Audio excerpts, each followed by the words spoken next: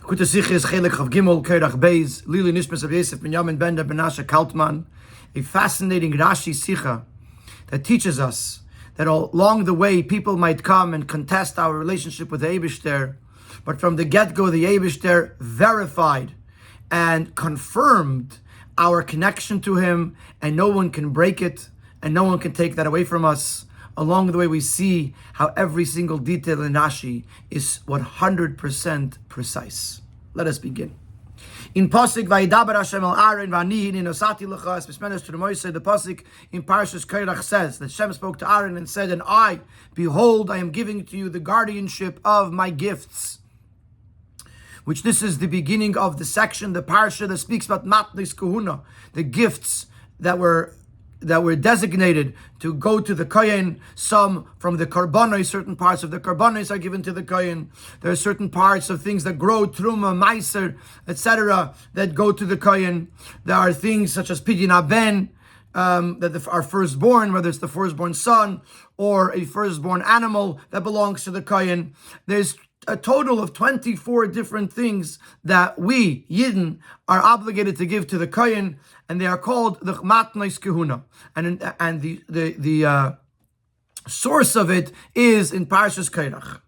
So Rashi quotes these words, and behold, I have given to you, and says two things, that both originate in the Sifri, albeit Rashi changes the wording from the Sifri, as we're going to see in the Sicha. Aleph, the first point that Rashi makes is as va'ani hine, the word hine nasati lecha, besimcha means with joy. Kamay, and Rashi brings a raya hine hu yaitze the krasecha. Hashem tells Moshe that when you come back to Mitzrayim, Aaron is going to come out towards you. He will see you and he will rejoice in his heart. So you see that the pasuk uses the term hine and v'samach. So from this we see that hine is a lashon of simcha. So too here, hine nasati lecha, I am giving this to you b'simcha, with joy. Now Rashi is Ma'irich U'Meisev Lashna Sifri. Rashi actually adds to the words of the Sifri. In addition to the word, the Sifri says the word Besimcha. Rashi adds Lashon Simcha Huzeh. This is a term of joy. On the level of Pshat, not always does Hine mean joy. We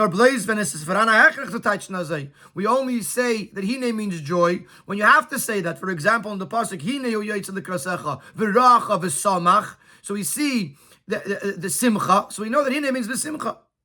But generally, Hine means other things, like we'll see later in the Sicha. Therefore Rashi, who's coming from the perspective of Pshat, says that even though usually Hine does not mean simcha, this Hine means simcha. This is the first point of Rashi, that I'm giving to you these gifts with joy. Base, another point that Rashi is making, as their time of their smichus from their parsha v'ge matnis kuna to Ma'aseh Korach, the fact that the matnis kuna are juxtaposed to the story of Korach is moving, will be understood from mashal lemelech, from a mashal of a king. Shenosan sadaloyava, he gave a gift of a field to his friend. But because he was a king, he didn't think that it was necessary to write a contract. If the king does something, if that's quoted properly, once the king says it, it's done. But nevertheless, in this story, somebody came and contested this gift, said it was his field. So the king says to the friend, whoever wants, let them come and complain, let them claim.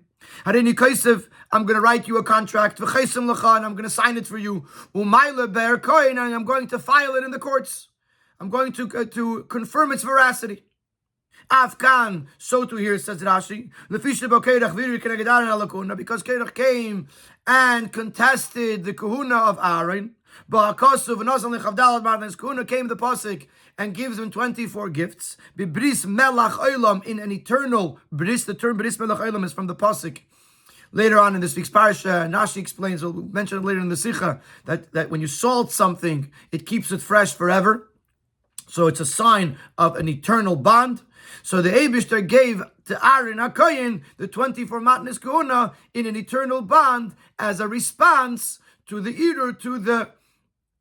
to the objection of Korach on the Kahuna. Davon verstehen. So we have our first question. These two ideas, that the hine means besimcha, that the gifts were given with joy, and the fact that matnes kahuna are juxtaposed to the maisa of Korach, seem to be unrelated. As we see that in the Sifri, they are mentioned as actually as two totally separate teachings. On different words of the Pesukim.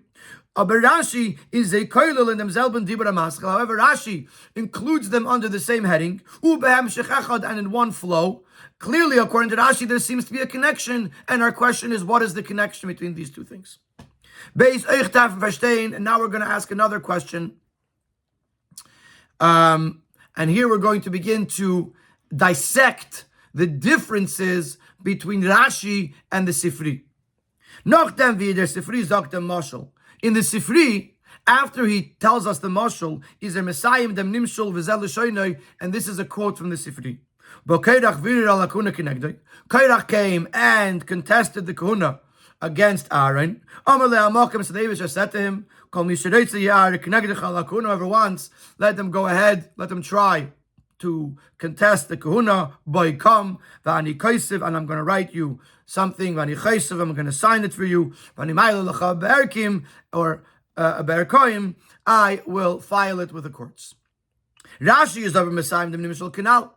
Rashi, however, has different words, as we already quoted before from on this column, and the Rebbe is going to requote it. Afkan, here too. Because Korach came and contested the Kuna of Aaron, Ba'akosov came the Pasuk, and gave him 24 gifts in an eternal bond. Now, the most glaring difference here between Rashi and the Sifri is that Rashi doesn't mention again the writing, the signing, and the filing in the courts. He only mentions the gifts to Aaron as a kohen, and the Sifri does mention the writing, the signing, and the filing in the courts, and does not mention the matnes kohuna. So the Rebbe says this first most glaring difference is not a question. Es ist verstandig, was Rashi's Messiah nit wie in Sifri vani kaisav chulu chaisam chulu. It's understood why Rashi does not conclude as the Sifri does about writing and signing, nor instead Rashi concludes that the Pasuk gave Aaron HaKoyin these gifts. Because at some point Rashi has to explain what is the shtar, what is this contract in the Nimshal. That he gave him the 24 gifts in an eternal bond. That is the nimshol, the lesson of the analogy of the contract. Mashenkin in Sifri, whereas in the Sifri, Darfur does the Zog, and the Sifri does not have to conclude with this. Well, in Sifri, Veisman does from Frier, because in the Sifri we already know this. Eida is the Mashal in the Sifri, before he quotes this Mashal, is Maktim Karas HaKosov Brisim Aran Al Kachay HaKachim, he begins his words by saying that the Pasuk made a covenant, made a bond with Aaron over the Kachay HaKadoshim, here referring to the gifts of the Kahuna. So he already said that in the beginning. And then he continues the feast. Why did he do that? Because Korach contested the Kahuna.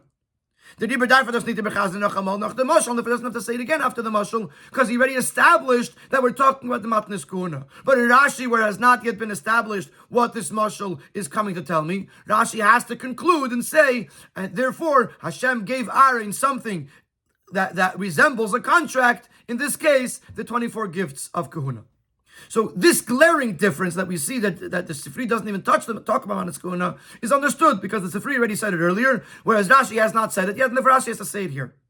However, the Rebbe is going to make 2 points in where we see a difference that might seem minor, but ultimately is not a minor difference at all between Rashi and Sifri. So let's move on. Rashi says the Pasuk came, the Torah came and gave him the 24 gifts of Kahuna. Whereas the Sifri says, Omar loy hamokim, Hashem said to him. So Rashi uses the word hakosuf, the Sifri uses the word hamokim, which means Hashem. Base. Another point. In the Sifri it says, Karas hakosuf b'risman al kachay hakadoshim. About Matnes Kahuna, he does not go into the number of how many gifts there are. Rashi however says Chavdalit Matnis Kuhuna. So the Rebbe says to the Vos Zogt Rashi Chavdalit Matnis Kuhuna. Why does Rashi say the number 24? Lemay nafkemina do der misper for the Matnis Kuhuna. Why is the number relevant? Rashi gedav zage v'dosnei Matnis Kuhuna b'bris melech. Seemingly, the fact that he's giving him a gifts, indicates that he is verifying Aaron's Kuhuna. Why does it matter if it's 24 or 20, more or less? Why is the number relevant? Nachmer. Additionally, in the psukim not all 24 are mentioned in these psukim. As very niterman the matanas von chala, the matana of chala, which is to give the first part of the dough to the kohen, that we learned last week in Parshas Shlach. So that's not mentioned here in this parsha. Then there's Reishis Hagez, which is the first shearings, the first wool that is sheared off of the animal goes to the kohen. Then there's Zroya L'chayayim V'keva. This is one of the matanas to the kohen, that when a yid shechts an animal, not as a carbon for themselves, they should set aside the forearm, the cheeks, the mouth, and the keva, the stomach, and give it to the kohen. These things, these 5, are not mentioned in this parsha.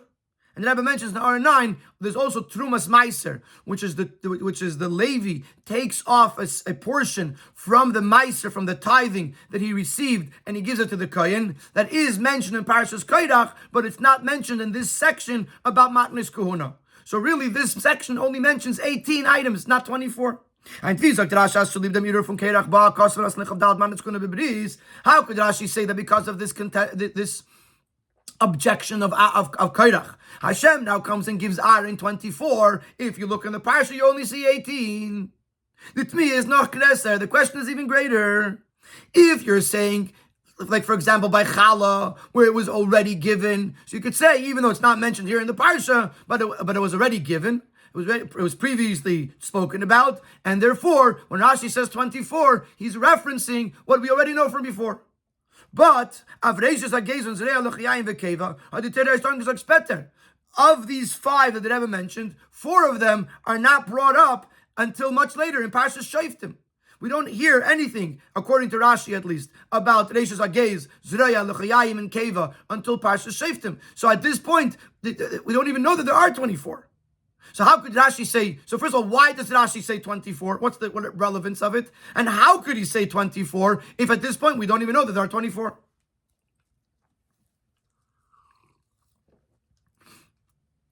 So in Sif Gimel, we're going to begin to address the question Aleph over here that we just learned, the contrast between Rashi and Sifri, where Rashi says the word hakosov, and the Sifri says the word hamakim. We're going to try to explain it based on another machlekes, or another difference between Rashi and Sifri. This focus on the word that Rashi says hakosov, we might be able to say as follows. That it's connected with another difference in Rashi legabe dim Sifri, in comparison to the Sifri. In Sifri is there Messiahim lekach nemra parsha zusamach lekerach. The Sifri concludes, therefore, this parsha was said adjacent to the story of Korach. Aber Rashi is meshana from Sifri. Rashi changes the word of the Sifri und sagt lekach nismecha parsha zulakan. Therefore, this was juxtaposed. This was placed side by side with Ma'aseh Korach. It doesn't say it was said. It was placed here beside, adjacent to Ma'aseh Korach. The chilik zwischen die zwei Lashonos Nemra und Nismecha b'Parsha says, what would be the difference? Nemra Parsha zu Samach Korach meint, dass sie ist gesagt geworden, bis Michas dem Mord von Korach. Nemra means it was actually said. Korach contested Aaron's Kuhuna, came the Eibishter and said, Aaron, hear me out. I have a response. But it was said here, Hashem spoke to Aaron in response to the story of Ma'aseh Korach. If you use the word nismecha, it means that when the Torah was written, they were placed side by side. It was written into the Torah in this spot. But when was it actually said? Either earlier or later, but not necessarily right here. So Rashi and Sifri seemingly are arguing, when was this parsha said? Was it said right now? According to the Sifri, yes. According to Rashi, no, it was said at a different time. And since Rashi is taking the position that it was only placed here and not said here, therefore, as Medayik, this could explain the answer to the word Ba'akosov. Therefore, Rashi specifies Ba'akosov and Nosam Lechulu, the Pasik gives him the Manis Kuna. Well, the Retzim, Onzog von die Manis Kuna versteht. In their parsha is the very command over the Matnas Kuna did not come as a response to Ma'aseh Korach. The pasuk places them side by side to say, nor the Torah Kosu is masmich the parsha. The Torah puts it here. So learning as the Nesina from the Matnas Kuna bebris Malachelam is mevatel the Efsharis for the of Kuna, to tell me that the fact that there are Matnas Kuna, this negates the possibility of contesting the Kuna. So Rashi is saying nismecha. Nismecha means that it wasn't said here. In that case, how does it end up here? Ba'akosov. The pasuk puts it here to show that one overrides the other, that the gifts override any objection to the kuna of Aaron. So now it makes sense when Rashi says the word Ba'akosov. He can't say Omar lo Amakim Hashem said it to him, because he didn't say it to him in response to this. He said it somewhere else. It's just that the Kosov, the pasuk puts it here. So this might explain the Rashi's use of the word Ba'akosov, because since he's saying Nismecha, so therefore he has to say Ba'akosov. So the Rebbe is going to say, but this doesn't fully answer our question. Why does Rashi say Nismecha? That wasn't explained yet. That's bleibt aber nicht move on. How good for time aboy? This itself requires an explanation. Von wann nimmt Rashi dem Chiddush besonders am Mikra? Die Parsha ist nicht gesagt und der Pfarrer geschrieben geworden bis Michus Ma'aseh Korach. Wie der Sifri learned. Nor blois Nismecha lekan. What? This is a major Chiddush on Rashi's part. If it's written here, it makes the most sense that it was said here. So what is Rashi's source to create this chiddush that this parsha was not said over here specifically as a response to Ma'aseh Korach? Rather, it was placed here as a response to Ma'aseh Korach. This is a chiddush. This is a deviation from Pshuti Shel Mikra. So what's Rashi's source? What's Rashi's reasoning to say this? So just to summarize so far, we asked one of the questions we asked was, why does Rashi say Ba HaKosov when the Sifri says Ba Omar Lo HaMakom? We tried to explain that he says Ba HaKosov because he holds Nismicha, because he holds that it wasn't said over here. And we asked the question on that, what's Rashi's proof to create this chiddush that this parsha was not said here? So now we're going to introduce another machlokes between Rashi and Sifri, and we're going to try to answer this question: why does Rashi have to say nismecha and not nemra? Which, because of that, Rashi has to say ba'akosov. We are going to try to explain it based on another machlokes between Rashi and Sifri. Before we can get to that machlokes, we're going to have to introduce something. So let's go like this. Siv Dalet. We can say as follows: as das is totally enough achilik zwischen dem Sifri and Pirush Rashi, that the fact that Rashi says nismecha, that this parsha was not said here, is actually connected with another machlokes between Rashi and Sifri, ubehekdim. But first, let's introduce something very important. From Pashtus Lashon HaKosov Kol Trumas HaKochim Nosati L'Cholachak Eilam Bris Melachul Gomer. For the fact that it says that all the gifts I'm giving to you as an eternal bond is mashma dos batzitzich nit nor af atel nor af alamat neskuna. This implies that we are discussing all 24 gifts. The number here is not so relevant, but the idea is that it includes all the gifts. Also thematically, it makes sense to say that way. It's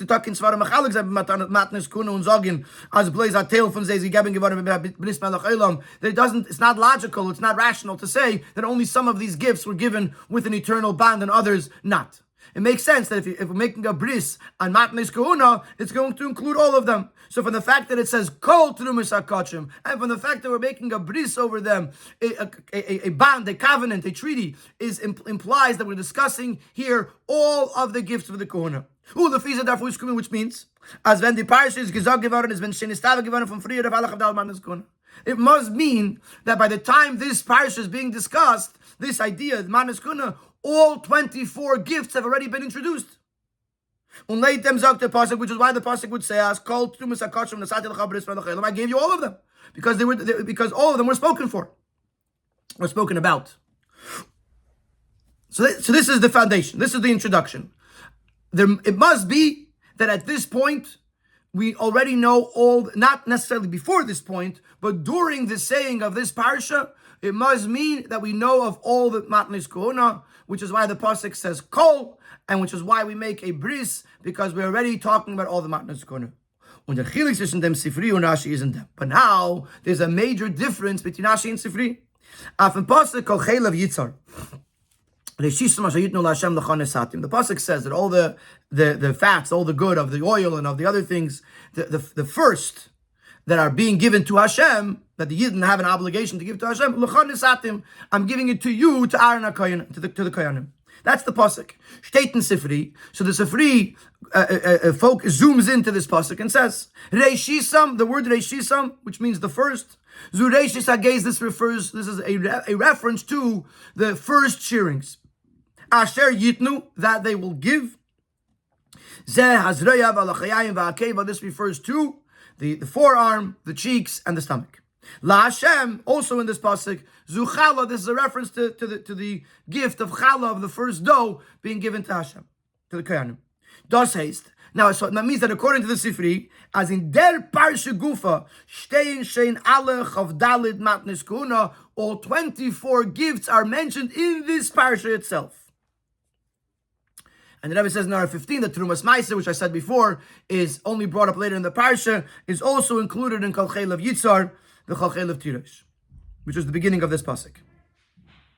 Does say the Rebbe learned their Sifri. Therefore, the Sifri learns as the parsha was steht wegen dem Bris Melech Elam is Nemrada.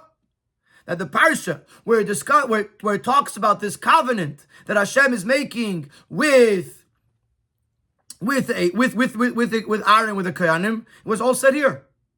In other words, because I have to know all Chav Daled Matanis already, and according to the Sifri, they're all here in this parsha, there's no reason to say that it wasn't said here. So there was a Maisa Korach. In response, Hashem says, listen, I'm giving you 24 matnas kohuna, lists off all the 24 matnas kohuna, and says, I'm making you a bris melech elam over it. Simple as that. Mash'enkin leit Rashi, whereas, according to Rashi, Rashi does not learn like this Sifri, that Reishis Hashitnu L'Hashem is referring to Reishis Hagez, L'Zrei L'Chayayim, and Keva and Chala. Rashi does not learn like this Sifri over there. As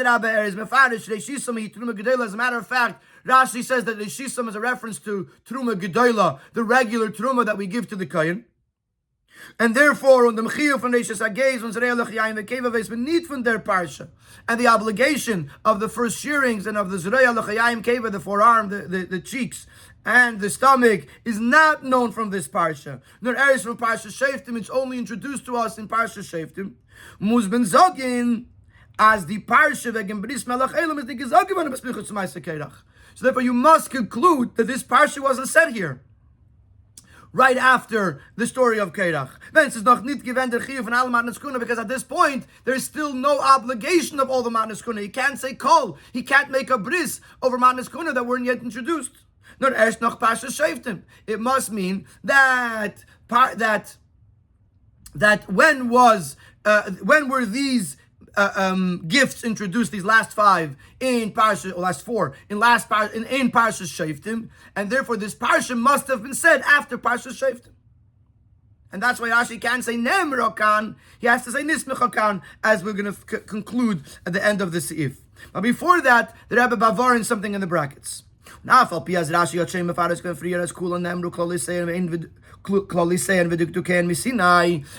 Parshas Bahar, Rashi explained that why does it say Bahar Sinai? To teach me that all of the parts of the Torah were actually said first at Sinai, and then they were later repeated later on in the time that the Yidden were in the desert.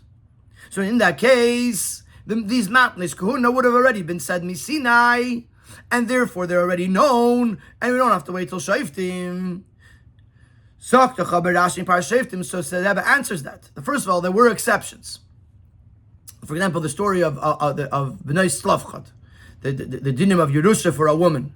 It was not said Sinai. It was only introduced after the B'nai Slavchad demanded a portion of Eretz Yisrael. So there are exceptions to this rule that everything was said at Sinai. And this is going to be one of those exceptions. In Parsha Sheftim, Rashi says in Parsha Sheftim, as the matonis, Zreya l'chayayim v'keva, that these gifts of Zreya, the forearm, the cheeks and the stomach, they were given to the Kohanim as a reward for Pinchas's bravery, Pinchas's actions. As the Rashi says over there, Zreya tachas yad, it says vayikach roimach biyoda, he took his spear in his hand. So as a reward for using his hand, the Kohanim were given this Zreya. L'chayayim tachas tefillah, it says vayamoid Pinchas vayafalo, Pinchas stood and he davened. So as a reward for the davening, which is obviously done with the mouth, the Kohanim were given the cheeks. V'hakeva tachas kabasa, it says that Pinchas put the roimach, the spear, into her stomach, and as a reward for that, the Kohanim were given the stomach of the animal. So we see is bepashtus b'starbat zogin. So it makes the most sense to say as ersh demot noch ma'aser Pinchas is nischadish givaron zeir chiyuv, that only after Pinchas did what he did, only then this obligation for Zreya l'chayayim v'keva were introduced. Und derfar Zogt Rashi, lekach nisnucha parsha zu lekan, and therefore Rashi says that this parsha is juxtaposed here, but not said here, because we have to wait until after Shoftim, or at least until after the story of Pinchas, in order to know that what all the 24 are, and therefore it couldn't have been said here at this point. So let's go. Let's just make sure we understand where we're going. We asked the question: Why does the Rashi say Baha Kosuv? So we answered that Rashi says Baha Kosuv because he says Lama Nismicha, not Nemra. Why did he say Nismicha? Why can't he say that it was said here? Why was it only placed here? Because Rashi says, this is the Rebbe's suggestion at this point, that because we need to include all Chavdalat Matnes Kuna, which we don't know yet according to Rashi, until Parsha Shoftim. Therefore, this Parsha was obviously said after Parsha Shoftim, and therefore it's only placed here in the Torah, not necessarily said here. That's what we're holding for now. In Sifei, the Rebbe is going to refute that. The Rebbe is going to say it cannot be that the Eibishter waits until the story of Pinchas to make an irur, to respond to the irur, to the objections of Korach. Aber kadaikis kamen hazein nitzagen. If you look a little bit deeper, you cannot say that Rashi holds that this parsha was said after Parsha Shoftim. For two reasons. Aleph, if we were to accept that this parsha was said after Shoftim, or at minimum after the story of Pinchas, that Ushkumen as their melech hat abgewahrt mit der Kaise v'chaisim l'cha u'mayla be'er koyin, that would mean that the king, the Eibishter, waited to sign the contract after bavarin and the efsharius le'irur to block any possibility to object to Aaron's kahuna, 38 Jahr nach an Irur von Korach, for 38 years after Korach's objections. The story of Pinchas happened at the end of the time of the Yidden in the Midbar. The story with Korach happened a year and a half in. So that means that there's 38 years between the two. The whole point of the mashal is that once there's an irur, once someone contests the gift, immediately the king turns around and says, don't worry about it, I'm going to make sure it never happens again. What king who gives his friend a gift would wait so long, 38 years, to verify his gift in the courts? Beis ve'ikr. But there's something that's more important than that. In Pasuk from der Parsha steht doch Vaydaber Gemer Aaron v'ani hinei nasati lecha. The Pasuk says that Hashem spoke to Aaron, and I told Aaron, I'm giving this to you. As the nosati was a scale of Allah of Dal Manas Kuna Canal is lechatzu Aaron, that this nosati, this gift, which as we said earlier in the Sikha, includes all 24, because it says Kol, is being given to Aaron. Therefore, it must have happened before the story of Pinchas, because the story of Pinchas happened after Aaron passed away. And if Hashem is speaking to Aaron and giving the gifts to Aaron, it must be that it's happening before the story of Pinchas. And Rebbe Bavarin's explains in the brackets that which is considered in it, therefore was Rashi sagt as Rea Chulu seine Schar von Meister Pinchas. If Zreya L'chayayim V'Keva happened before the story of Pinchas, then how could it be a reward for Pinchas's actions? you have to pick one or the other. So the Rebbe says it's not a contradiction. One can say, it was given to Aaron before the story of Pinchas in the merit of what Pinchas was going to do in the future. Similar to what Rashi already, Rashi already explained this to us, and the Rebbe underscores the word Rashi so that this is something that's Pshutashal Mikra, and the Rebbe underscores the word Frier to explain that there's a precedent for this, so that Rashi doesn't have to explain it here explicitly, because the Ben Chamis the Mikra already knows that this is the reality. But Rashi said with regards to Tzitz Mitzrayim, as is given in Schus from the Shpeta that the going out of Mitzrayim was in the merit of what was going to happen later, receiving the Torah. So we see that there are things that the Eibishter gives earlier on in merit of something that's going to happen later. So it's possible that the Eibishter gave Aaron the Zerei L'Chayayim V'Keva in the merit of Pinchas's later actions, but it must have been given earlier because Hashem is speaking to Aaron, and it couldn't have happened after Aaron passed away. So we can say that this happened too much after Ma'aseh Korach. First of all, because Aaron has to be alive. Number two, the whole point is that the king is confirming his gift. So when Rashi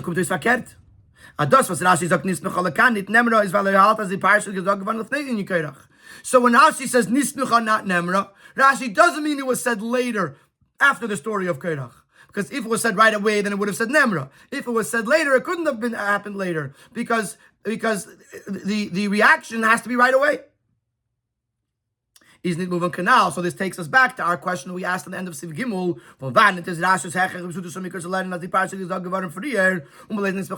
What is Rashi's compelling proof that this parsha was said earlier and it was only placed here? Why can't Rashi accept that it was actually said here and write the word Namra?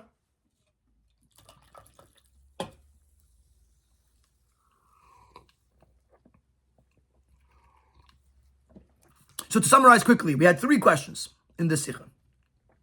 Well, question number one is, what's the connection between the fact that this was done b'simcha and the mashal that the matnish kahuna are a reaction to the irur, to the objections of Aaron over the kahuna? And then we asked, why does Rashi say ba'akosov instead of amar le'amokim? And then why does Rashi mention the number 24 in the matnish kahuna? To respond to ba'akosov, Rashi said the Rebbe said that maybe Rashi is ba'akosov because Rashi says nismicha. So it wasn't said here, so therefore you can't say amar le'amokim. So then the Rebbe asked, well, why was it nismicha? Why does Rashi say nismicha? So the Rebbe suggested that maybe because we want to wait for all the Chavdal Matnes Kuhuna to have been said already. That doesn't happen until after Ma'aseh Pinchas or after Parshas Shoftim. So therefore Rashi believes that it was said later on. Therefore, he says nismicha. The Rebbe refutes that. It can't be that he waited a long time after, and for sure Aaron has to be alive when this happens. So therefore, we're now back to our original question: why does Rashi say nismicha, and why does Rashi say ba'akosov? Why can't he say namra and amar le'amokim? Now we're going to begin the beer, and the Rebbe is going to introduce a detail that he has not yet brought up. That's going to shift our focus a little bit on understanding how the Matnas Kahuna become introduced in this parsha. In deep sukkim from their parsha, kommt nicht zu, weil die Mikra kein ein Matane, was es nicht angesagt geworden Shem von früher. You may know this already, you may not know this, but many of the Matnas Kahuna, or I say all of the Matnas Kahuna, that have been mentioned in this parsha have been mentioned previously. In the beginning of Vayikra, where he speaks about Karbanis, he already said that a piece goes to the Kohen, a shlamim goes to the Kohen, a piece of the Chatas goes to the shlamim, goes to the Kohen, a piece of the Asham goes to the Kohen. In each one of these karbanas, in their places, the Torah said that a part goes to the Kohen. In some cases, Rabbi brings in the others, it doesn't say clearly that it's for the Kohen, it says it's for Hashem, and either we could learn it there or we learn it from here that it actually goes to the Kohen. But the idea that it has to be given as a gift, everything has already been mentioned. And we need to say anything that's in this parsha has already been mentioned previously. Das was is zugekommen. What is added in this parsha is the Aschala V'Siyum, the beginning and the end. The beginning is as the Matnes Kuhuna is gegeben geworden Aaron ulevan of Lamashcha, that the gifts are being given to Aaron and to his children as a sign of greatness. Lamashcha which literally means to be anointed. Rashi says ligdula, that it's a sign of greatness. Und besiyum, and at the end of the parsha, lechak olam bris melech olam, that the Eibishter made a covenant, a treaty with Aaron over these matanas. So the matanas themselves, we already, whatever is mentioned here, the 18 that are mentioned in this parsha, we know challah from last week, we know peter chamer from parshas boy, whatever it is, whatever is mentioned in this parsha, we already know it from before.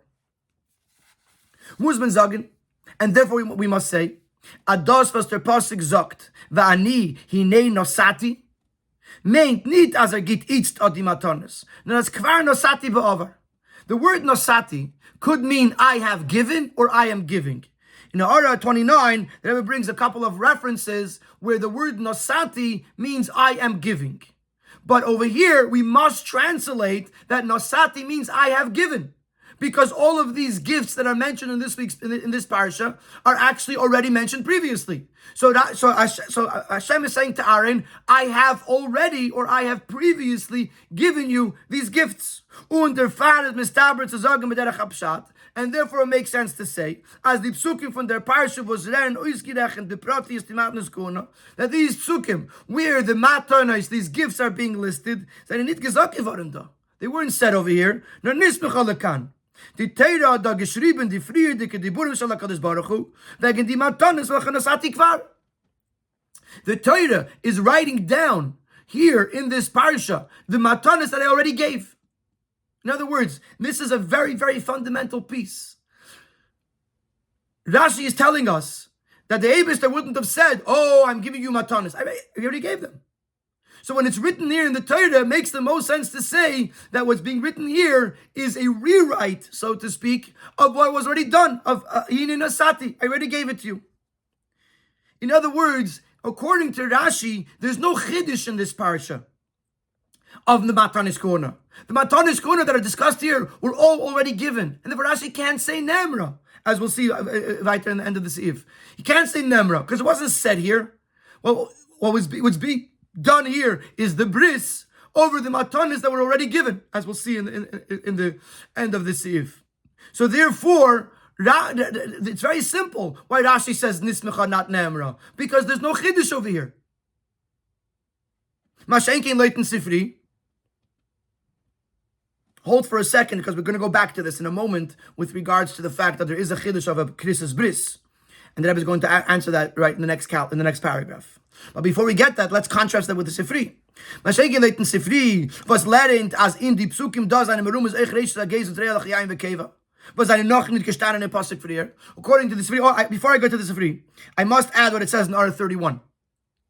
R 31, when he says the word nosati kvar, the Rebbe says that it must mean that all of the matanas are included. Even the ones that are not mentioned in this week's parsha were already said somewhere. Even though we don't see them in the Torah, but by the time when he says the word nosati, he's including all 24. Because he says the word nosati lashon ovar, and we're talking about all the chavdalat matnes kuna, it must be that lashon is v'oz nemru gam shar matnes kuna. All of them were said as well. And it's just that here they weren't re-mentioned. So they were previously mentioned somewhere, even though we don't see it in the Torah yet. But here, he doesn't mention all of them, he only mentions 18 of them. But this is a very important nekuda, because the question is going to be, we only have 18. We asked this in the beginning of the Sikha. So the Rebbe answers that in this Ha'ara and says that the Rebbe introduced now that nothing new is being mentioned in this week's parsha, in Parshas Korach, no new matnis kohuna, and therefore he says nosati lashon avar. And therefore he doesn't say Nemra, because nothing was said here. It was only Nismecha. It's only mentioned here about things that were said previously. Now let's go to the Sifri. Sifri was learned as in the Psukim da, Zayin Merumas, Eich Reish Zagez Zreilach Yaim Vekeva, Zayin Nachri Kishtan in the Pasuk for your canal. The Sifri that says that these Psukim do include even these gifts that were mentioned previously. Is the parsha gezoki waren da to mashlams and dominion from manis kohuna. So the Sifri holds that this parsha was said over here for the purpose of including that which hasn't yet been said, including those that weren't yet said. In other words, and one of the artists there's a discussion about this, that generally speaking, something that was already said, the Rebbe doesn't say it again. We find that Rabbi brings in the artist that sometimes, for one thing, the parsha is going to repeat everything. But generally speaking, the Torah is not going to tell us something that already told us. So according to the Sifri, that there's something new in this parsha. So you could say that the Eibishter resaid the whole thing for the purpose of introducing Zerei L'chaim and Keva. And therefore he says, Nemra. It was said here. Even though we know most of them before, but since there were some that weren't said clearly in the Torah, so therefore the Torah says the whole parsha just for those. That's the Sifri's take. Rashi's take is that Zerei L'chaim and Keva are not mentioned in this parsha, which means that nothing new is in this parsha. And if nothing new is in this parsha, then there's no reason to say it. And therefore it can't be Namra, it has to be Nismecha. Oh. Now you're going to ask, 1 second, what are the Krisis Bris? The Rabbi just told us previously that the Krisis Bris is a Chiddush of this parsha. Now, Fal Piaz Echleit Rashi is the Krisis Bris of Matnes Kuna Gezag geworden kann. Even Rashi agrees that the bris was said here. So why can't Rashi say the word nemra? That there's a chiddush over here, the chiddush of the bris, and that was said here. Is ober. This is not going to be fully explained, as the Rebbe says, but this is in a nutshell the answer to the question. Is ober leit Rashi negeya in dem inyan from bitel efsharius leirur. Niet nur die Krisis Bris of Matnes Kohuna, nor echt die Nesine from Matnes Kohuna. We're going to explain this later, but according to Rashi, to negate the possibility of objecting to the Kohuna in future generations, we have two things. We have Matnes Kohuna and the Bris, the Krisis Bris on the Matnes Kohuna. Rashi sees them as two separate things. And therefore, the Riber is that, 1 second. And both are necessary for the bitul of Sharius Le'ir. Both are needed to negate the possibility of contesting the kahuna. Und der Rebbe is Rashi medayik ba'akasuf v'nosan lechulu lekach nismecha parshas ulekan. Therefore, Rashi says the pasuk is bringing it here, not that the Eibishter is saying it here. The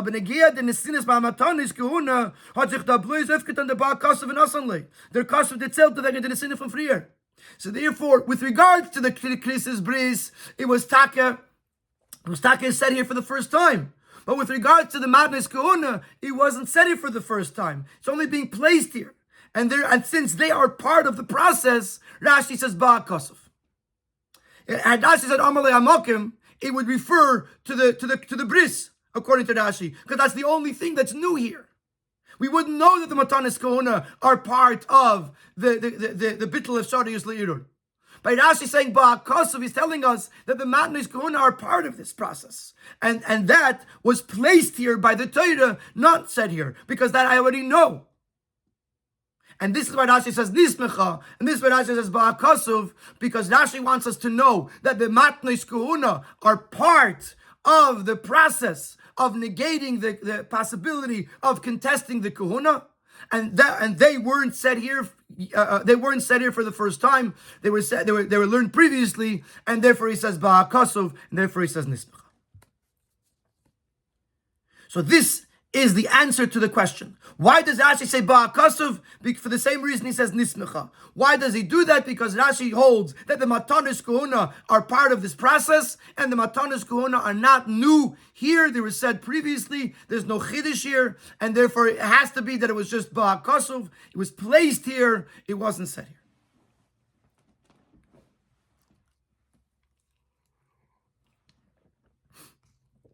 Now we have to explain what that means. What does it mean that the Matnes Kohuna are part of the process, and therefore we have to know when they were said as well? So we're going to go into Sif Zayin, and we're going to go back to the beginning of the Rashi, to the Hine B'Simcha. Tebir B'Choze. The Pashto Taich von Hine is al derech v'hineni, kitzur shel Hine ani, oda muchanu mezuman. The simple translation of the word Hine, which is very similar to the word Hineni, which is actually a short form of the words Hine ani, I am Hine, means I'm here, I'm present, I'm ready to go. Vi, for example, Hine ishtacha kach v'lech, here is your wife, take her and go, which is in the story of Avimelech, when he gave the wife back to Avram, or Vayar v'hine ayil, he saw, behold, there is a ram. The ram is ready and waiting to be slaughtered instead of Yitzchak. It's not a pu'ula. So it just means the ayil is ready. When there's a pu'ula involved, when there's an action, either that we're about to do or that we already did, from them Hine means that the person, or the Eibishter, the one who's doing the action, as is that he is ready for it. Why would we have to emphasize the readiness? Why can you say he went and he did it? He says, we're talking about something that's going against the grain, something that's unique. Not as we would have thought it would be, and therefore because it's going against the grain, therefore you have to say, yes, he's ready to do it. And the Rabbi brings 3 examples. I, Hashem, I'm ready to bring the mabul, achidish. Earlier Hashem had said that he saw the world, everything that he created, and it was good. Now he's about to go and destroy that. So he's going against what he said earlier. So he's going to bring a mabul. He has to say, I'm ready to do it, despite the fact that this is not where I initially expected to go.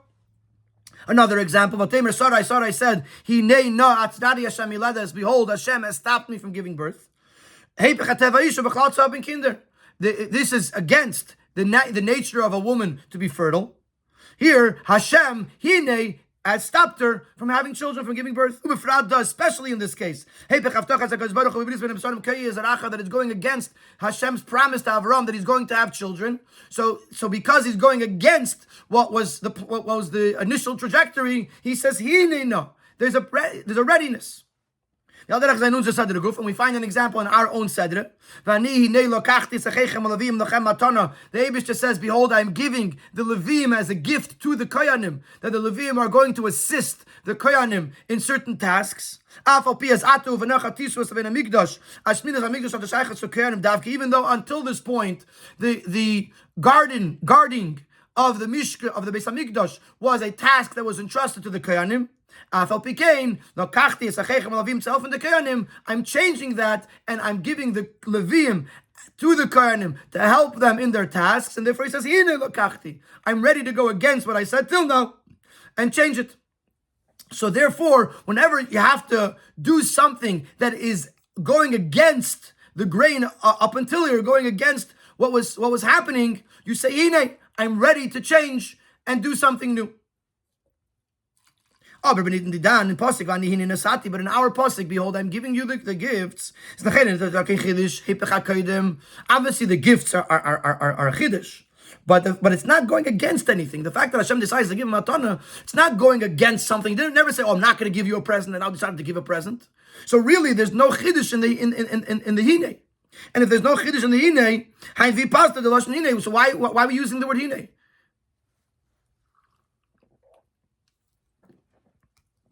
This is why Rashi says that this hine is a lashon of simcha. When you're doing something that is with joy, is mas in the lashon hine, then you could use the word hine. Even if the actual act itself has no uniqueness to it, but the joy creates a uniqueness. When you're excited to do something, there's alacrity, there's intensity, there's intensification in the great ketzotan, the readiness to do it.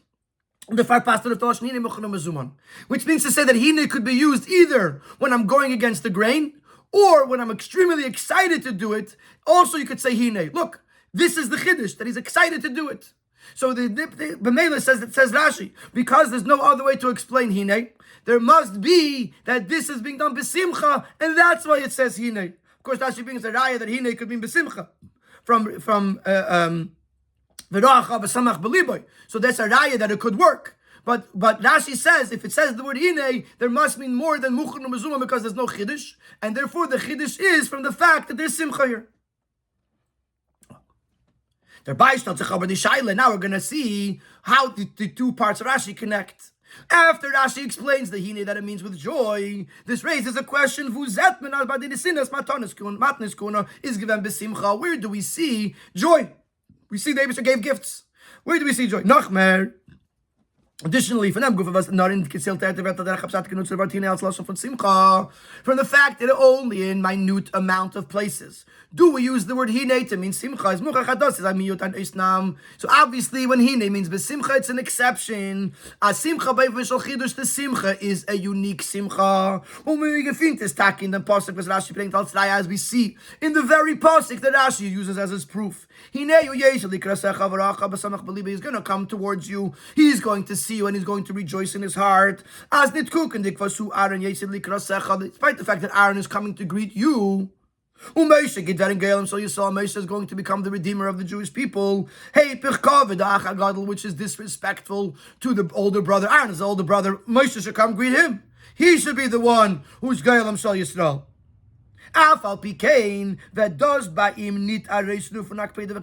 Nevertheless, he's going to be happy about it. It's not going to make him upset. He's going to see it and he's going to rejoice. So we see over there also that the hine that he uses is a simcha, a unique simcha, an exceptional simcha. Where do we see this exceptional simcha? By the giving of the matnas kahuna. This is what bothers Rashi. After he told us that hine means besimcha, he said, 1 second, where do we see the simcha? And what's the simcha coming from? Then brings Rashi, and therefore Rashi brings Adrinyu from matnas kahuna oich ufkitan de greisa tayelas to mavatul un shelos ananiro ef kahuna. Before I translate this, I want to just point out the word oich. And even though it's in a parentheses, but it's a very fundamental word. According to Rashi, matnas kahuna were already given. But Rashi now says that the matnas kahuna had an additional benefit. The fact that they negate the possibility to contest Aaron's kahuna. Und die greise simcha bei der nisinas Matanis kahuna drückt sich aus in dem, was noch dem wie Korach wieder keneged Aaron al kahuna is ba'akasu v'nosalich of dalet matnas kahuna adibe matanis. Where do you see the joy? The fact that he gave a whole bunch of matanis. Well, Rabbi will explain this in a moment. I just want to add one thing. In Ara 49, the Rabbi explains that the simcha is coming from the fact that he is able to negate the Irid of Korach. So there's two questions. What's the simcha coming from? And where do we see the simcha? The simcha is coming from the fact that he is able to do something to negate the contesting of Korach or of future people against Aaron.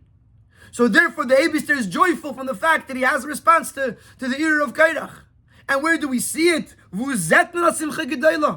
the fact that he gives 24 gifts, which answers the question. Why does he say 24? What's the relevance? Very simple. Because Rashi is trying to explain to us, where do you see the simcha?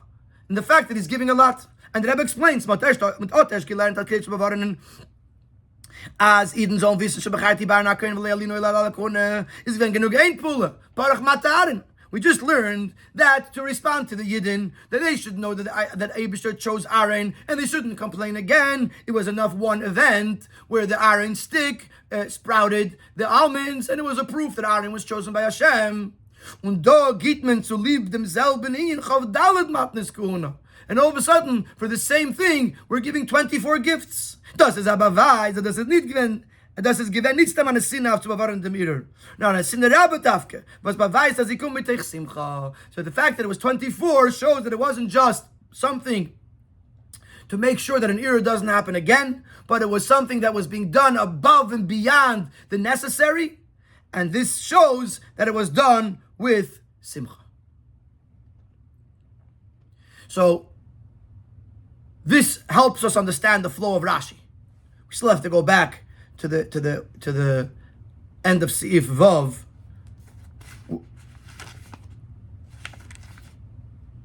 I think, where we're going to talk about the end of Seif Vav, where we're going to talk about why the matnas kahuna are so important in this process. But we have now answered the first question of Rashi, And the third question, the first question of the Sikha, and the third question of the Sikha, which is what's the connection between Hine and the Matnas Kahuna? The Matnas Kahuna explained why the Eibishter is B'simcha and how we see that the Eibishter is B'simcha. And why does he say Chav Dalid? Is because that's the proof that it's B'simcha from the fact that it was a Nesina Rabba, a huge gift. Pisa kommt aber us, as es voran achilik zwischen Rasha und Sifri, durch was es mit Vatel die Afshar ist der. But now we have to say that between Rashi and Sifri, there is a difference in what is it exactly in this process that is mevatel, that negates the possibility of contesting the Kohuna. In Sifri wer der Mond blois wegen dem Indien von Christus Bris im Aaron, Bris Melach Olam al Kol Kotche HaKotchem. Sifri mentions the Christus Bris. As the Christus Bris is mevatel the Afsharius leader. The fact that Hashem made a bris, true, it was on the Matanis Kohuna. It was a bris that they're going to get the Matanis Kohuna. But what is it? Which element of this conversation is there as a negation to, I don't know if that's a word, to the irur of Korach or future irurim? That's the Krisis bris. That's the only thing Sifri mentions. Late Rashi aber kommt us, as does seinen given zwei Sachen, levatel die Afsharius irur. Ba cause of Aleph, v'nasan lech of Dalad Matnas Kahuna. Number one, the fact that the pasuk gave him the 24 Matnas Kahuna. Beis the bris melach olam. And the fact that there was a bris, two different things. They're connected, but they're two steps, two elements within a process of bittul Afsharius le'irur. Underfar, let's learn the brackets now. Is Rashi Meshana von Sifri und is Medayik Ba Kosav und Nasan Lechulu. Lekach Nispech HaPaisos Lekan. Weil die Etzem in the Sinas Matanis Kahuna schon given frier Fahren Irur Shel Korach. Says Nervous Ba Kosav and Nasan Kanal Sivav. This is what the Rebbe was referring to in the end of Sivav. According to the Sifri, the Matanis Kahuna are irrelevant here. The bris is the only relevant piece. So therefore he could say Nemra. Besides the fact that he could say Nemra, because he holds that all Matnas Kahuna are mentioned here, he could also say Nemra because the Ikir is the Matnas Kahuna, the Ikir is the Krisis Bris, and that was done here. But Rashi also, there's two pratim here. There's also the prat of the Matnas Kahuna, that although they were given elsewhere, for other reasons possibly, but the pasuk wants to say that they too serve as a stop to the objection of whoever might come along the way and object to the union of Kahuna. And therefore, Rashi can say Amar le'amakim, because the pasuk here is referring to Matnas Kahuna that were given somewhere else. They're just being brought here as to be used again for a bittul Afsharius le'irur. And before we get let's just summarize one more time. Rashi says that it was besimcha. How do I know there was besimcha? Where do I see that it was besimcha? Because there was a bittul of shari, because he was using it to stop a future error. Therefore he rejoiced. So, what are we talking about in the bittul of shari error? The actual matanis, not just the bris. And therefore, we have to say nismecha. We have to say ba'akosov, because the whole simcha is from the matanis kahuna, from the chavdalad matnis, not just the bris. From the chavdalad matanis, that's where we see the simcha, which means the matanis are part of it. If the matanis are part of it, then we can't say Amar le'amakim, we have to say ba'akosov, because these matanis are only being placed here; they're not being said here for the first time. So now the whole Rashi everything falls into place. We still have to discuss the mashal, which is the next thing. But the whole Rashi falls into place. Vani hine nasati lecha b'simcha. I'm giving it to you with joy. Why is it with joy? Because I'm being mevatel of Afsharius le'irur. Where is the joy seen? In the Chavdalad Matnis Kahuna. That means that the Matnis Kahuna are part of the joy. That means that they're part of the bittul of Afsharius le'irur. That means that unlike the Sifri, they're part of the process. If they're part of the process, then we have to talk about them. We can't say Amar le'amakim because they weren't said here. There's nothing new here about Matnis Kahuna that was said, the actual Matanis, only about the bris. And therefore we have to say Ba'akosov. Because Hakosov, not Amar le'amakim. And we have to say nismecha, because we're talking about the matanis themselves, which were already said previously. Kafter aferach. Okay. Now, the Rebbe is going to explain the mashal.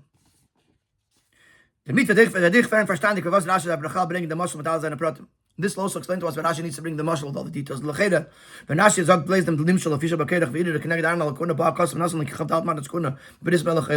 had just said the nimshal, the Korach contested the Kuna, and therefore the Eibusher gave 24 matanis. We would have gotten the whole picture. This whole idea that the king said, I'm going to sign it, I'm going to write it, I'm going to sign it. What is that adding to the Havana, to the understanding of what? In other words, the Simcha, everything, it's all understood from the Matnes Kuna. What is the addition of the fact that I'm writing a star, I'm signing a star, and I'm filing the star in the courts? Unhafabi as the Moshe steht in Sifri, and even though the Moshe is written in Sifri, is auch nicht in Jonis Shadashe zu meintigs an Drashes von Sifri. Und befragt das Beniten sei, dass überhaupt nicht bezahlen dem Sifri als Makale Perusha. Rashi's job is not to quote every Sifri. Only uses a Sifri if it's adding something. If the Mashal is not adding anything, then why would he quote from the Sifri? Especially since Rashi does not reference the Sifri as the source of his Pirush. But with the Mashal, Rashi comes to explain why do we need both details? Both the fact that he was giving a gift of 24 matanis and the fact that there's a breeze. And not only that, but it wasn't enough, the fact that there was a previous miracle, the fact that Aaron's stick sprouted almonds. And so Rashi is explaining like this. Just like in the Moshe, there was 3 steps necessary. To write the star, to sign the star, and to file the star. So too is also in the Nimshol. The fact that he gave the 24 gifts, is similar to writing a star. Kris is bris, making the bris is v'chosim, like signing the star. Under bris, and is in an eifim from Melech Elam, and the fact that the bris was done in a way that it is salted, as we'll explain, is umayle ber koin, is similar to the fact that in the mashal the king takes the star and he files it in the court. Ukidil kaman, as we'll explain in Sif Yud. The ruftu von a star kesef is at the balasoda at the rayas the feld belongs to him. A star is like a receipt. It's a proof that the owner of the field, to the owner of the field, that he owns the field.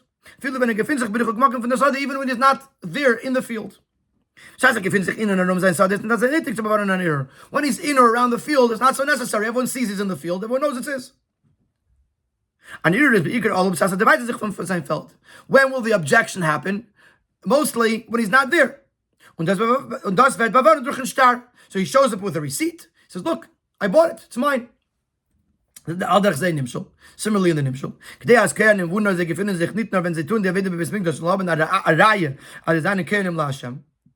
In order for the Kohanim, wherever they might be, even if they're not at this moment doing their roles, their tasks in the Beis HaMikdash, they should have a proof that they are Kohanim LaHashem. Is their far Nasach Avdal Manetzkuna. So he gave them gifts. These gifts are the proof that they're Kohanim. Many of them are not connected with Yerushalayim, with Beis HaMikdash. And some of them, the obligation is even outside of Eretz Yisrael. The example that Rabbi brings in Arah 58 is Pidyon Haben, which is the fact that the B'chor belongs to the Kohen unless you buy him back for the 5 Sloim. So we see, even in Chutz La'aretz, when they're far away from the Beis HaMikdash, they have the baby, or they have the 5 Sloim. They look, I have these 5 Sloim. This is a sign that I'm a Kohen. So that's the first step, Kaisef. That even when they're not on the ground, they have a proof in their hand that they own that they are a Kohen. Oh, but the Rinyan from Kaisef Alin is not maspig. But when you write a star by itself, it doesn't always suffice. But Aleph, there's 2 issues. Kolsman, the star is nicht chasum, is die Sache noch nicht verendigt. As long as the contract is not signed, it's not closed. Und der Nächsten kann Charat haben, and the giver could still change his mind. Obviously, in a receipt is different because you've already paid, whatever. But if you're doing a contract, you write a ksuba, and the ksuba is not signed, or you write a contract, I'm giving you a house, and you didn't sit down and sign the contract, the deal is not closed. As long as the deal is not closed, the seller or the giver could renege. Base. The second problem is like this: even after the contract is signed, that assures you that the giver cannot renege. There's another problem.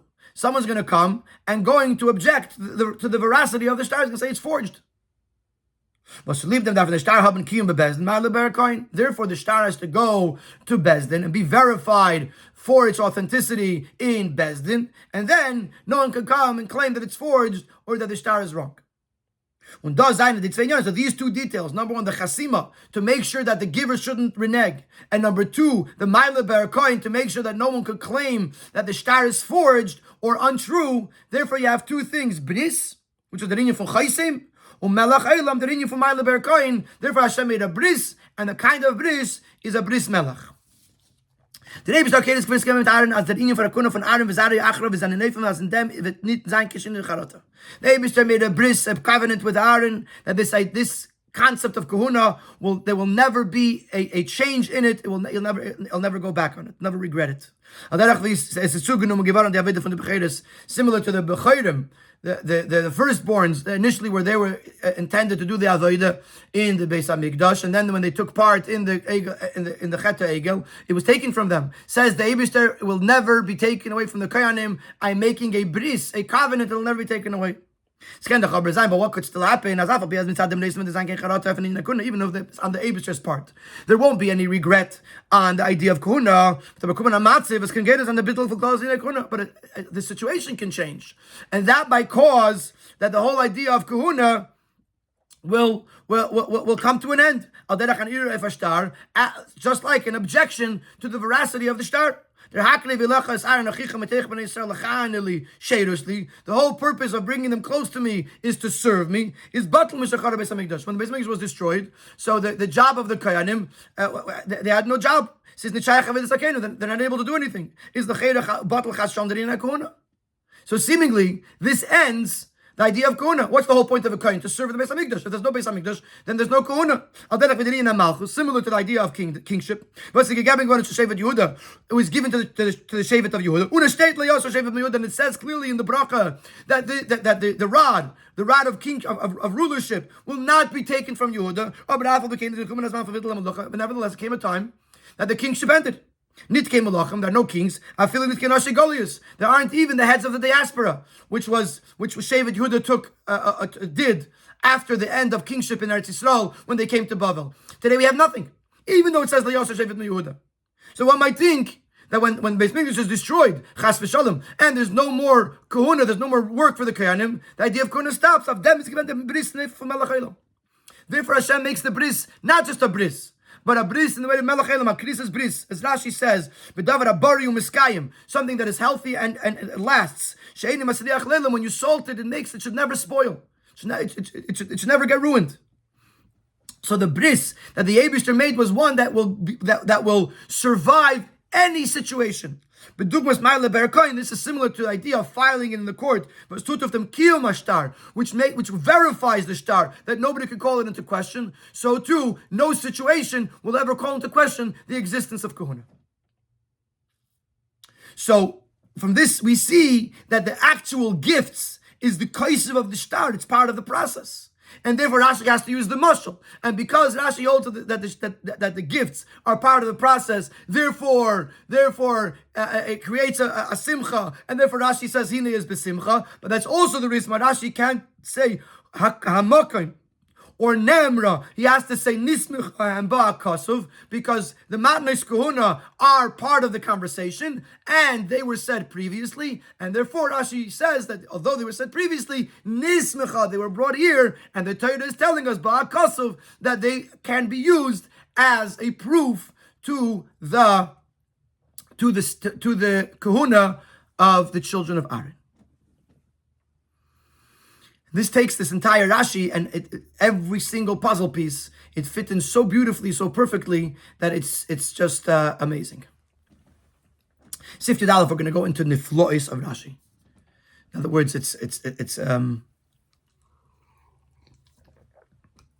although Rashi's Pshuta Shel Mikra, But it's going to take us into a deeper level of Rashi. In Pirush Rashi, there are amazing elements from all the other parts of Torah as well. From the Niflois and the Pirush Rashi, so let's share some of the Niflois, some of the amazing things, the details in this Rashi. So what did we learn till now? That to stop the Irid of Korach, number one, it was one of the necessary components was the Matnes Kohuna, and specifically in the number 24. And the Rebbe is going to explain this. The way Korach operated was like a ganav, like a thief. What does that mean? It wasn't like he stood up openly against the Eibishter.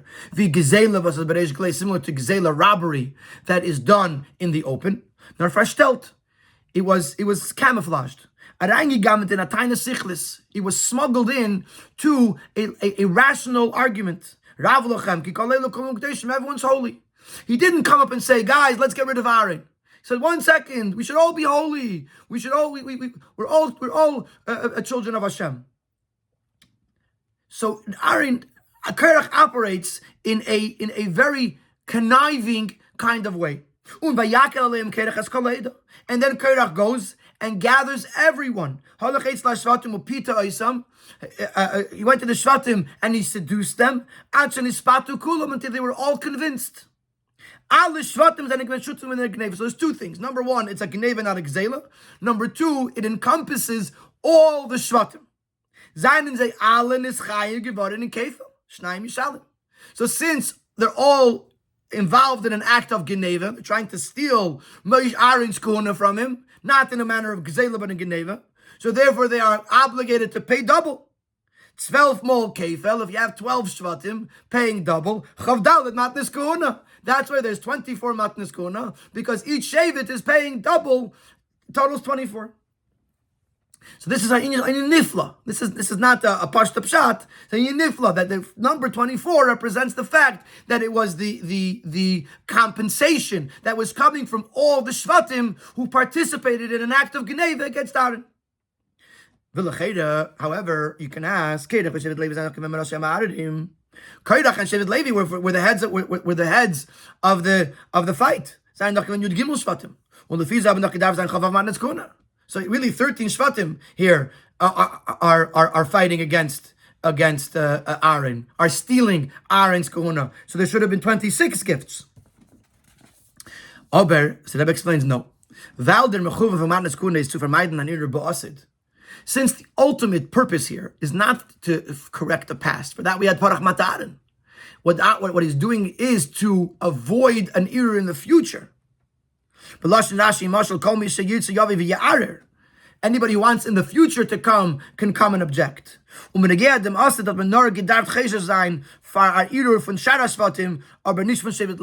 future, there was no concern of an objection from within Shevet Levi. This is Muchach davon was Mata Shevet Levi is das Mata Aaron. Was is Adrab mevatel tunis bnei Yisrael, just like by the sticks. The Shevet Levi was included in Mata Aaron, which Mata Aaron is being mevatel the arguments of the other Yidden. The whole punishment to Korach and his cohorts stopped the possibility that there would ever be an error from within the tribe of Levi. They became one with Aaron, especially since we see later that they became assistants to Aaron. All we have to do is address the other Shvatim. So what the Eibishter did is he proved that Aaron was the Kohen. Then he included the whole Shevet Levi under the umbrella of Aaron. So they would never stand up again to go against Aaron. They were now on Aaron's team, so to speak. So now all we have to do is to be concerned about the other 12 Shvatim. And therefore there's 24 gifts to atone or to compensate for the 12 Shvatim, each committing an act of theft and having to pay Shnayim Yishalim to pay Kefil.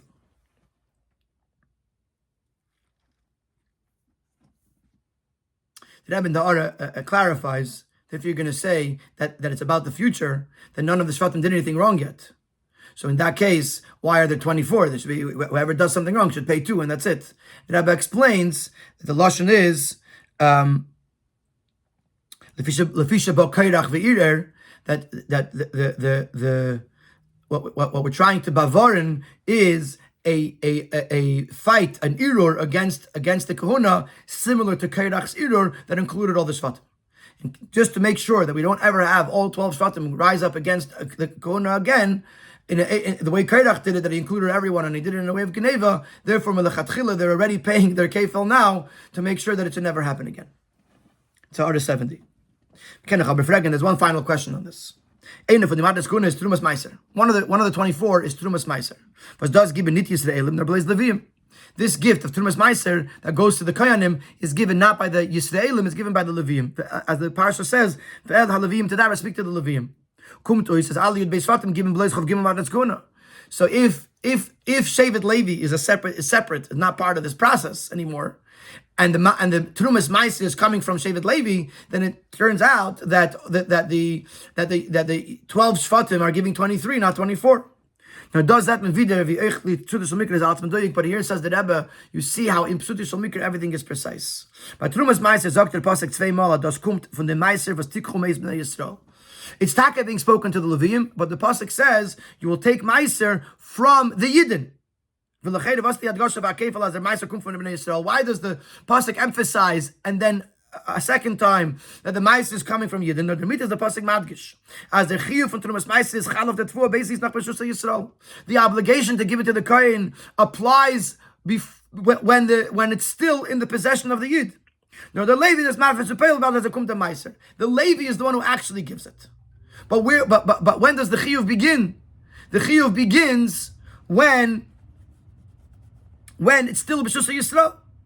And therefore, who is it actually coming from? It's coming from the Yisrael. It's been given by the Levi, but it's originating from the Yisrael, and therefore it's really 24 matanas from the Yisrael. But does Gita has brought in them din, and this actually also explains the din. As Yeshli Rishus the Balabayis literally Trumas Meiser, that the owner, the Yisrael, has the permission to give Trumas Meiser. It's hastened kinterim shlemidas. It's not called that you're giving it without the knowledge of the giver, who is the Levi. Because the whole chiyuv begins the fact that it began in the possession of the Yid. And the chiyuv began when it was in the possession of the Yid, and therefore the Yid could give it for the Levi. So for this we see that all 24 belong to the Yisraelim, and the explanation, as we said, is that they are the Shnayim Yishalim of the 12 Shvatim for an act of Geneva, either that they did or that they might do. Finally, if Yud Gimel, we end with the following idea. Parshas Korach Leitman in the Chedesh Tammuz, or the Shabbos Marchim Chedesh Tammuz. Parshas Korach is always read either in the month of Tammuz or Shabbos Marchim Tammuz. The Chedesh HaGeula from the Rebbe and the Shver, which is the month of the Geula of the Friedrich Rebbe. Einer from the Rimaz Marzah Meiser Geula is in Dem Pirish Rashi. One of the allusions that we see to the Meiser and Geula of the Friedrich Rebbe is in this Rashi. In Welchem Mizet, where we see that Irur von Korach had it blazed nit agishvach kunas aren. That the objection that came from Korach did not just not weaken the kuna of Aaron, it brought about a great intensity. So much so that it was a covenant that is salted forever. Similar to a star that was objected to, and then it was verified by Bezdin, which, as we know, is the strongest possible star. Derech says that's given by Rebbe, similarly by the Friedrich Rebbe. As Davke durch dem Irur von der Meister, sie kommen die Gulebe, es hat versichert, dass ein Avede shel Abbas, es hat Teref, es hat gejadet, wird angehen. Und in der Nefen von Briselen, that because there was an Irur of a Meister, because he ended up in jail, therefore there came the Geula, and the Geula guaranteed that he could continue his Avede of spreading Torah and strengthening Yiddishkeit, and in a manner of forever. And with a Yisin, a Godel, Gabi Fria, and with an even greater intensity than before. And in Nefen, as the Mayonas HaTeres, on Kennen the Grech and the Chol Katzvei Tevel, that the wellsprings of Torah should reach all corners of the world until the Meiser, it was mostly focused in Russia or in Eastern Europe, and then there was a Meiser which brought a geula, which brought the Frierdiker Rebbe outside of Russia into the other countries along the way, to Poland, to Latvia, and ultimately to America. And this brought about the spreading of the wellsprings of Torah, l'chol katzvei tevel, to every end of the world. As the geula is achana krevet, so the geula mitzvah shleim al klolos the Mashiach tzidkenu, and so the geula of the Frierdiker Rebbe created a preparation, a immediate preparation to the geula mitzvah shleima. May it be b'meheira v'yameinu mamash.